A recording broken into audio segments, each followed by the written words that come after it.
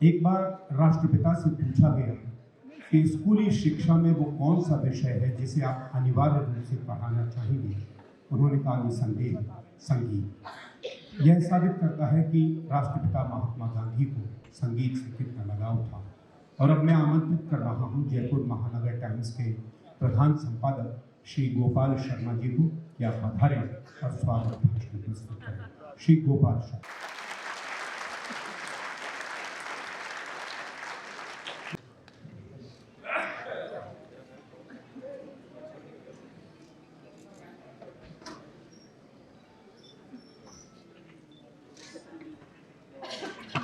आज के कार्यक्रम के मुख्य अतिथि और मेरी समझ में हिंदुस्तान की सभी विधानसभाओं में सब में ज्येष्ठ और वरिष्ठ अध्यक्ष श्रीमान सीपी जोशी जी साहब, हमारे राजस्थान के नेता प्रतिपक्ष, राजनीतिक शुचिता और सामाजिक समरसता के प्रतीक माननीय श्री गुलाब चंद जी कटारिया, राजस्थान में सेवा के पर्याय पद्म भूषण और एक आईएएस से सेबी के अध्यक्ष तक एक ईमानदार अधिकारी किस तरह का हो सकता है, उसकी मिसाल कायम करने वाले श्री डी.आर. मेहता साहब, हमारे राजस्थान की साहित्यिक परंपरा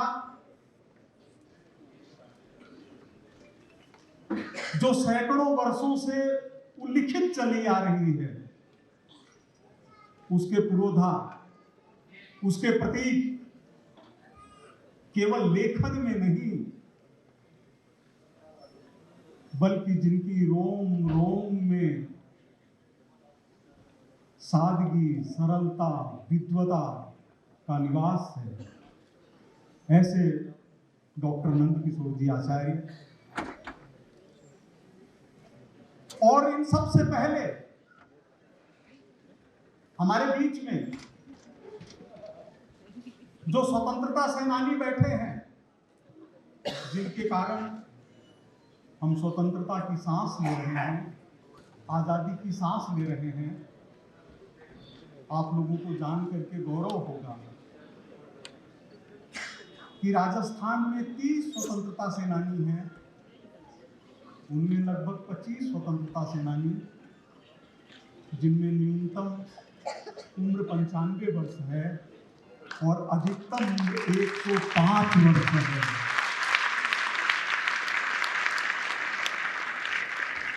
हमारे बीच में विराजमान हैं, ये साक्षात देवता हैं जिनके हम दर्शन कर सकते हैं, हम इनका अनुभव कर सकते हैं। जलियांवाला बाग का भी शताब्दी समारोह 100 साल पूरे होने पर उस जलियांवाला बाग में शहादत देने वाले हमारे अमर शहीदों के परिवार यहाँ पर साक्षात उपस्थित हैं।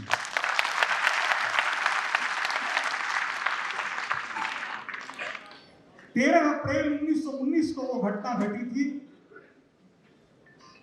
एक व्यक्ति उस समय वहां मौजूद था जलियांवाला बाग में, जब जनरल डायर ने गोलियां चला करके हमारे हजारों भारतीयों को भून दिया था। लोग दम तोड़ते रहे, गोलियां खाते रहे, भारत माता की जय, महात्मा गांधी की जय के नारे लगाते रहे। एक युवक वहां बैठा हुआ देख रहा था।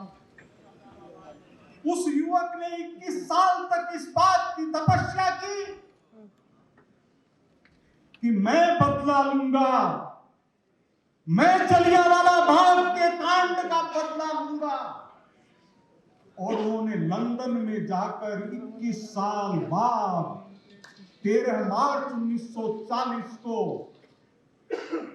माइकल और डायर से बदला लिया था।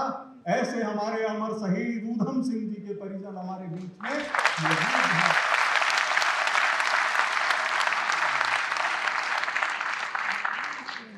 और कितने ही हमारे शहीद परिवार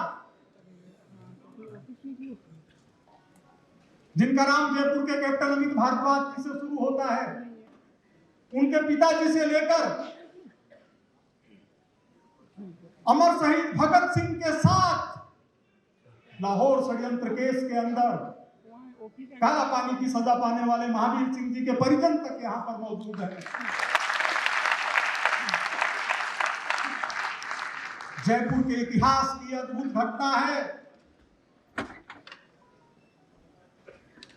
हिंदुस्तान के इतिहास में जयपुर आज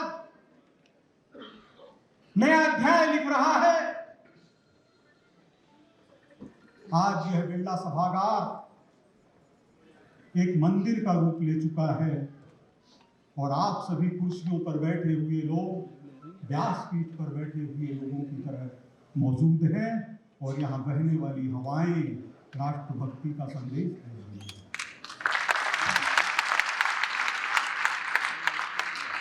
और आप सभी एक एक व्यक्ति तो मौजूद हैं ही,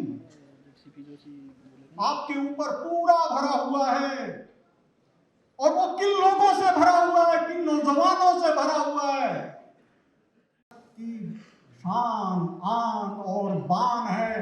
जयपुर के 90% से ज्यादा प्राप्त करने वाले सभी छात्र ऊपर बैठे हुए हैं।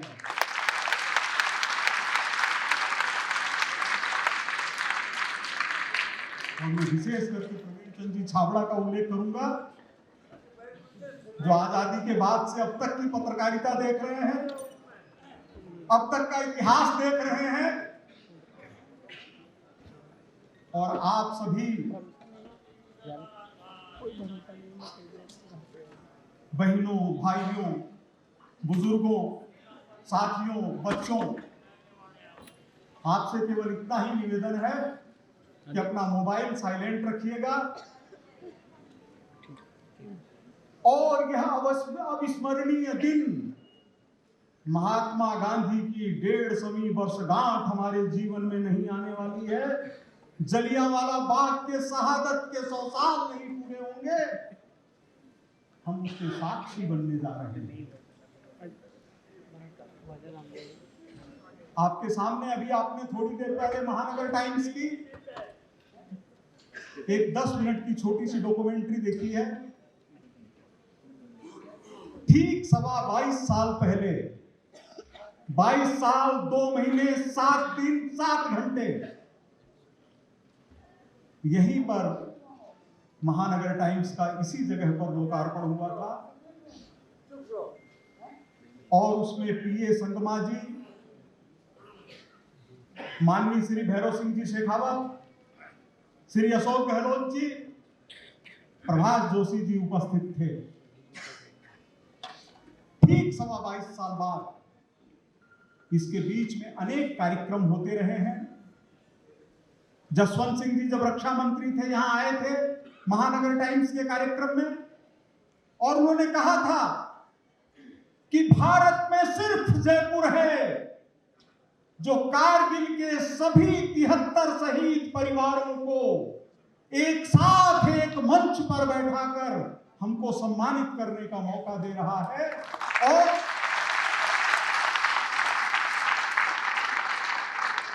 महानगर टाइम्स कोई व्यापारी का, कोई व्यवसायी का, कोई उद्योगपति का अखबार नहीं था, लेकिन जूती गांठने वाले हमारे भाई से लेकर रिक्शा चलाने वाले तक ने झोलियां खाली कर दी थी और सभी 73 परिवारों को 50-50 हजार की एफडीआर दी गई थी, जो व्यक्तिगत प्रयास नहीं था, जो समाज का। मैं जरूर उल्लेख करना चाहूंगा कि जब गुजरात का भूकंप हुआ, गुजरात हिल रहा था, हमारे 1-2 साथी यहां मौजूद हैं। महानगर टाइम्स का तो एक नाम था, एक केवल उल्लेख था, लेकिन जयपुर के हमारे साथी हिलते हुए गुजरात में सेवानिधि के बैनर लगा करके, महानगर टाइम्स का बैनर लगा करके 18 ट्रक सामग्री लेकर के और अडेसर भुज के अंदर धरती कांप रही थी और वो खुले आसमान में रह करके लाशें निकालने का काम कर रहे थे। पिछले 22 साल से महानगर टाइम्स में कॉलम चलता है, किससे करे गुहार। महानगर टाइम्स में काम करने वाले साथी जानते हैं कि एक प्रतिज्ञा के साथ महानगर टाइम्स शुरू हुआ था, क्योंकि देश का शायद यह पहला दैनिक अखबार होगा जिसमें एक पैसा नहीं लगा, क्योंकि पैसा था ही नहीं, मैं तो नौकरी करता था। ईमानदारी की नौकरी जिसको बोलते हैं, कर्म की नौकरी जिसको बोलते हैं, नैतिकता की नौकरी जिसको बोलते हैं, निष्ठा की नौकरी जिसको बोलते हैं।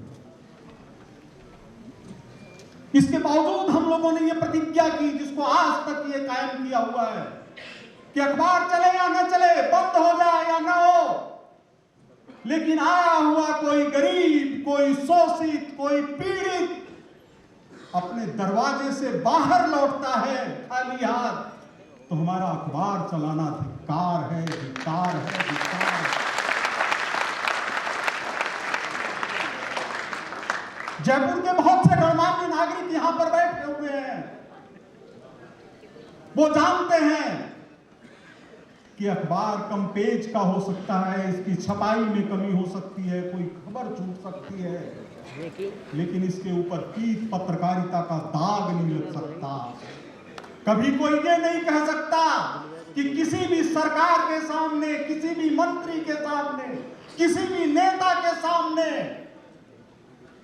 हाथ फैलाने का काम इसलिए किया हो कि हमको अखबार चलाना है, क्योंकि योमाम पश्यति सर्वत्र सर्वंच वै पश्यति, प्रभु चलाते। हम लोग सांस लेते हैं तब तक जब तक प्रभु की इच्छा होती है, जब प्रभु की इच्छा नहीं होती सांस नहीं लेते हैं, नहीं ले सकता कोई व्यक्ति। तो हम कर्तव्य भाव से एक काम में लगे हुए हैं। ये उसी तरह से है जैसे कोई व्यक्ति ड्राइवर है, कोई व्यक्ति खलासी है, कोई व्यक्ति व्यापारी है, कोई व्यक्ति नेता है, कोई व्यक्ति तपस्वी है, कोई साधु संत है, वैसा ही पेशा पत्रकारिता का, और उसी भाव से कर्म करते हैं। आप लोगों को जान करके ये खुशी होगी कि देश का एक भी क्रांतिकारी परिवार नहीं है जो जयपुर नहीं आया हो और जिसको जोड़ने के लिए कोई भूमिका नहीं है।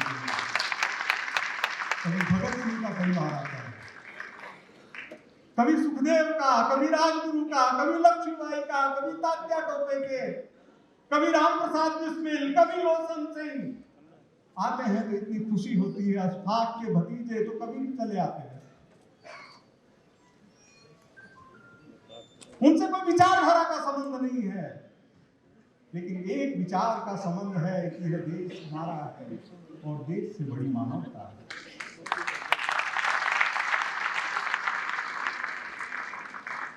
मेरे को अधिक समय नहीं लेना है, लेकिन एक विषय जिसके बारे में मैं कहना चाहता हूं, माननीय श्री प्रवीण चंद जी छाबड़ा उसके गवाह हैं कि 6 महीने पहले तक जिससे भी बात करते थे वो एक ही बात कहता था कि महात्मा गांधी कभी जयपुर नहीं आए। कहीं उल्लेख नहीं है इस बात का। वो जब भी आए तो अजमेर होकर के 3 बार चले गए। स्टेशन के ऊपर एक महात्मा गांधी की प्रतिमा लगी हुई है जिसमें लिखा हुआ है कि 1901 से महात्मा गांधी इधर से होकर के गुजरे।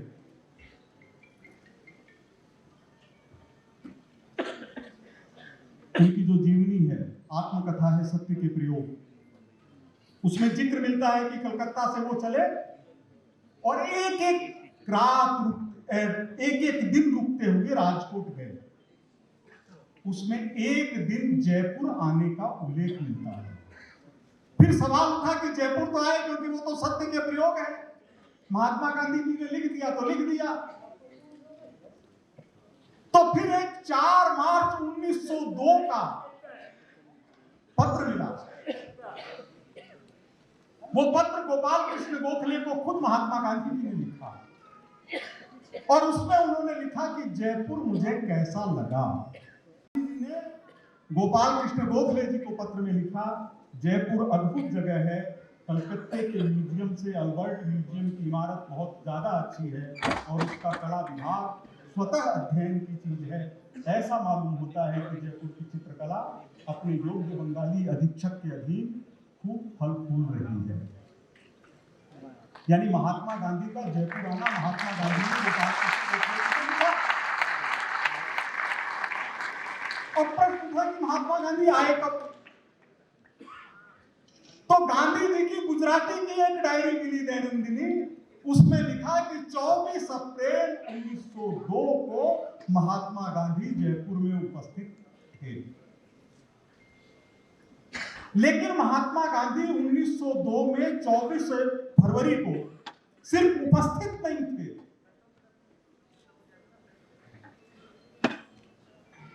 जयपुर में रहने वालों को, जयपुर में सांस लेने वालों को, राजस्थान को और भारत को यह जानना चाहिए कि महात्मा गांधी ने जयपुर के लिए 3 साल तक लगातार लड़ाई लड़ी, लगातार।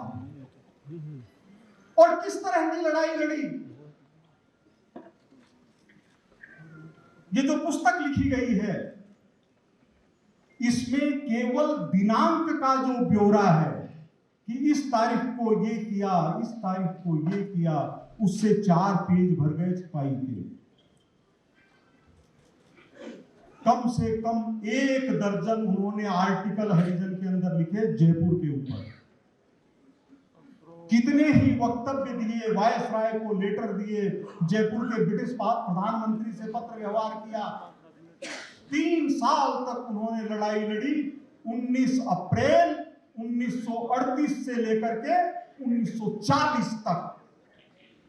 और केवल लड़ाई किस चीज की? कि जयपुर की जनता को कोई तकलीफ न हो। उन्होंने यहां तक ध्यान रखा कि यहां पर कौन अधिकारी नियुक्त किया जा रहा है, वो जनता के साथ किस तरह का व्यवहार कर रहा है, अब क्या करना चाहिए। जयपुर के ब्रिटिश आईजी यंग को उन्होंने 3.5 घंटे तक दिल्ली बुला करके बिरला हाउस में, जिसमें 1.5 घंटे तो सीधी बातचीत थी, उन्होंने एक सवाल पूछा, जयपुर में क्या कर रहे हो, क्या होना चाहिए, किस तरह से काम चल रहा है। ये था उनका जयपुर के प्रति लगाव। उन्होंने अपने 5वें पुत्र, हमारे राजस्थान के सीकर जिले के काशिकावास गांव के जमुनालाल जी बजाज को उस आंदोलन का नेतृत्व सौंपा और भागदौड़ उन्होंने खुद। बारडोली के अंदर 1939 की जनवरी में जब देश की राजनीति का फैसला हो रहा था, सुभाष चंद्र बोस, सरदार पटेल, जवाहरलाल नेहरू, मौलाना आजाद, आचार्य कृपलानी, ये लोग बैठकर मीटिंग कर रहे थे और गांधी जी जयपुर के ऊपर आर्टिकल लिख रहे थे 4-5 तारीख को। बिल्कुल अदृश्य इतिहास जो न कभी सुना गया, न कहीं पढ़ा गया, न कहीं लिखा गया। एक एक चीज डॉक्यूमेंटेड, 1000 रेफरेंस हैं, एक एक लाइन का प्रमाण है। कोई विचार का विषय नहीं है, किसी सोच का विषय नहीं है, सिर्फ इतिहास है, जागता हुआ इतिहास, प्रबल बोलता हुआ इतिहास। और आपको जानकर आश्चर्य होगा, हम लोग उससे शिक्षा ले सकते हैं कि महात्मा गांधी ने दिल्ली जाकर यहाँ के नेताओं को बुलाया और बुला करके कहा कि आंदोलन स्थगित कर दो, सत्याग्रह को। और जो बात उन्होंने कही, मैं हर बच्चे से लेकर के, हर छात्र से लेकर के, हर व्यक्ति से शेयर करना चाहता हूं। आराम से है। महात्मा गांधी जी ने सत्याग्रह स्थगित करते समय, जिसके 2 साल बाद तक उन्होंने अपना प्रयास जारी रखा जयपुर के लिए, लेकिन जब सत्याग्रह स्थगित करने का निर्देश दिया तो उन्होंने कहा कि एक योग्य सेनापति अपने हिसाब से युद्ध चलाता है। एक योग्य सेनापति अपने हिसाब से युद्ध चलाता है। अनुकूल समय, पसंद का मैदान, और ये दोनों चीज कभी वो अपने शत्रु के हाथ में नहीं जाने देता। और इसका कारण क्या था? इसका कारण था जयपुर के ब्रिटिश प्रधानमंत्री ड्यूचेम्प ने राजकोट के वकील, महात्मा गांधी के निकट सहयोगी जस्टिस वकील चूड़गर को तीन बात कही थी। बोले ये तो हमारी अंग्रेजों की सभ्य नस्ल है जो भारतीयों के आंदोलन को बर्दाश्त करती है। अगर जापान या हिटलर होते तो भारतीयों को सबक सिखाते कि आंदोलन करना क्या होता है। और हम अहिंसक आंदोलन का मुकाबला करना जानते हैं। अहिंसा का एक ही जवाब है, वो है मशीन गन। और गांधी जी ने उसी मशीन गन का जवाब देकर दिखाया। और उन्होंने कहा कि जयपुर पृथ्वीराज चौहान के सेनानी हुआ करते थे, उनके सेनानायक हुआ करते थे। उन्होंने शहाबुद्दीन गोरी को बांध कर अपने किले में ले आए थे।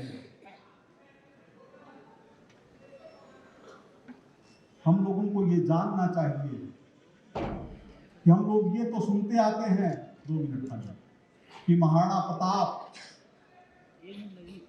और मान सिंह दोनों के अंदर लड़ाई हुई है, लेकिन हमको कभी नहीं सुनने के अंदर आता कि महाराणा प्रताप से लड़ाई के बाद मान सिंह से इतना नाराज हुआ अकबर कि उसने 1 महीने तक अपने यहाँ घुसना बंद करवा दिया कि तुमने महाराणा प्रताप का पीछा नहीं किया, क्यों नहीं किया, और मेवाड़ को लूटा क्यों नहीं। हमको ये जानना चाहिए कि जय सिंह प्रथम जिन्होंने शिवाजी के साथ लड़ाई की, छत्रपति शिवाजी महाराज के साथ लड़ाई की, उनसे सारे मनसब छीन लिए औरंगजेब ने, उनके लड़के को वहां से निकाल दिया और इतना आक्रमण किया गया बाद में कि आमेर को मोमिनाबाद में बदल दिया, वहां के सारे तोड़ दिए गए। इसी की कोशिश के अंदर यह है कि जयपुर का भारत की स्वतंत्रता संग्राम में योगदान और महात्मा गांधी की उसमें भूमिका, और उसके लिए आज से पवित्र कोई दिन नहीं हो सकता। महात्मा गांधी को सच्ची श्रद्धांजलि देने का, महात्मा गांधी को याद करने का, इससे कोई पवित्र अवसर नहीं हो सकता था जिस दिन बापू ने हे राम कहते हुए हमारे बीच से विराम लिया था।